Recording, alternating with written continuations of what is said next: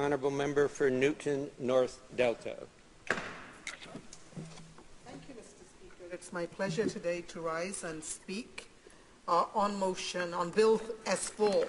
And as my colleague just mentioned a couple of minutes ago, I too share his very serious concerns that here we are in a parliamentary democracy with elected MPs sitting here and sent here by their constituents to do the work of Parliament, and they have brought forward a bill introduced by the unelected Senate. And it sort of begs the question, what was the real agenda behind doing this? Was it to fast-track it? Was it to try to give the Senate some sense of credibility as it goes through some very, very difficult and challenging times? But nevertheless, it is about process, and now that I have made my point, I also want to make a point of the fact that, in Parliament, as my colleague from across the way pointed out, there is a natural rhythm as to how bills are introduced in the House, then how they are debated. And with this bill, the government, in its wisdom, first took a Senate bill instead of spending the time, and they have lots of that, to bring forward their own bill. They took a Senate bill, and then even before its second reading, basically declared that they were not willing to take any amendments, which really makes you think then what has been the purpose behind a lot of this legislation. Now I do know that my colleagues across the way do have an allergy to both evidence and science and data, and they don't really like listening to all the expert witnesses that are flown in before committees. But the interesting thing is that here, even before they heard from those witnesses, they started to make comments like, well, we don't want to accept any amendments because if we do, the bill will have to go back to the Senate. And it doesn't seem to me to be a good reason to bring forward legislation that is poorly thought out. I'm not saying not needed. It is. As a matter of fact, the NDP, my esteemed colleague from, let me make sure I can say it right, Terrebonne-Blainville, introduced a bill, C-475, and that would actually address many of the concerns that Canadians want to see addressed. That's an example of a well-thought-out bill that does not overreach, but actually does the job that's needed, that is to modernize our code of conduct around personal information, because with the advent of the electronic and digital media, absolutely we needed to see some changes. But what we have, getting back to this bill here, was once again a process that is flawed. Experts came forward, gave testimony, but sometimes I wonder if your mind is already made up that you're not going to take any amendments. What's the purpose of flying in experts so that they can present their testimony?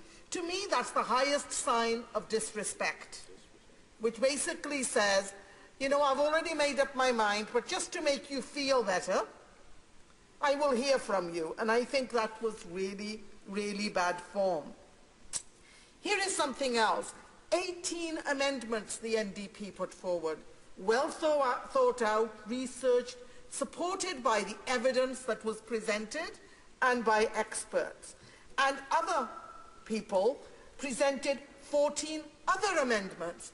But true to the commitment or the bizarre statement before the bill got debated, what we had was 0 amendments being accepted by my colleagues across the way.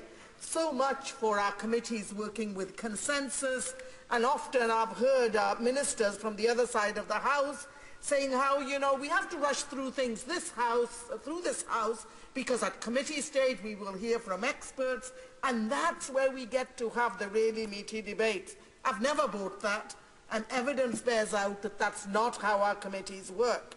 Because despite hearing expert witnesses, despite hearing from the opposition, This Conservative government took zero number of amendments, and that says a lot about the process. And now here the bill is back in the House, and we're debating it. But once again, a time allocation. You know, the government has had this bill, or could have moved on this bill over the last number of years, but they chose not to. And here we are in the last 3 weeks, when suddenly they have rediscovered that they'd better do something. After all, it is election time. And they're now moving time allocations to prevent the Canadian public from knowing what is really in this bill. Because one way you do that, of course, is to limit and shut down debate, which seems to be a very, very common thing by this government. You know, last year, Mr. Speaker, just so you know, here are some facts and figures. The Conservatives made 1.2 million requests to telecommunication companies to obtain Canadians' personal information in just 1 year. It almost seems like a rampage, actually. 70% of Canadians feel less protected today than they did 10 years ago. And I can tell you, Mr. Speaker, with this bill, they have concern to even feel more concerned and worried, because now there are all kinds of loopholes in this bill where their information can be shared way beyond the person who they give it to. 97% of Canadians say they would like organizations to let them know when breaches of personal information occur. You know, I think that's kind of reasonable, but if companies are giving away data themselves, I personally see that as a breach, because they breached my trust, because I gave the data to them. And so we do have some serious concerns around that as well. 80% of Canadians say they would like the stiffest possible penalties to protect their personal information. And 91, not 51, not 41, not 21, 91% of respondents are very or extremely concerned about the protection of privacy. And it seems to me that a government should be paying some attention to what Canadians are feeling and their real fears. But, Mr. Speaker, there was also a Supreme Court ruling on the 13th of June 2014, when it rendered an important decision pertaining to the sharing of personal information.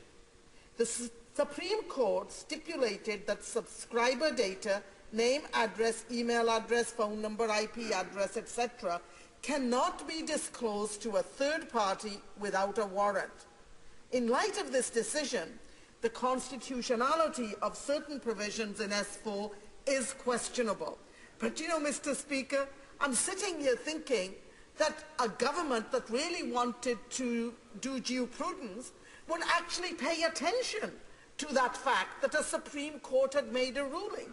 But despite that ruling, we didn't see any amendments either from the government, nor were they willing to accept any on us, which really lets me know that in order to pander to their friends, they are willing to sell out Canadians, and they are willing to ignore the Supreme Court ruling, and they are burdening taxpayers, hard-working taxpayers, with future challenges in the courts, because that's where they will certainly end up. You know, Mr. Speaker, the NDP believes that Canada needs a mandatory data loss or data breach reporting mechanism based on objective criteria. And we're not the only ones who are saying that, and I know you've given me the signal that my time is almost up, but there have been witness after witness after witness has said that we need the Privacy Commissioner to have some powers over this. And surely, Mr. Speaker, we cannot be asking huge companies that get our data through nefarious means, some of them very innocent, like when you pay a bill using your credit card. They get not only what you bought, how much you paid, but where you bought it from. all that kind of micro-targeting information is now can be moved on to other companies just when a company deems it fit. And to me, Mr. Speaker, that is just not acceptable. And I would urge my colleagues across the way, let's not ignore Canadians or our Supreme Court ruling, and let's make sure we address the deficiencies in this bill.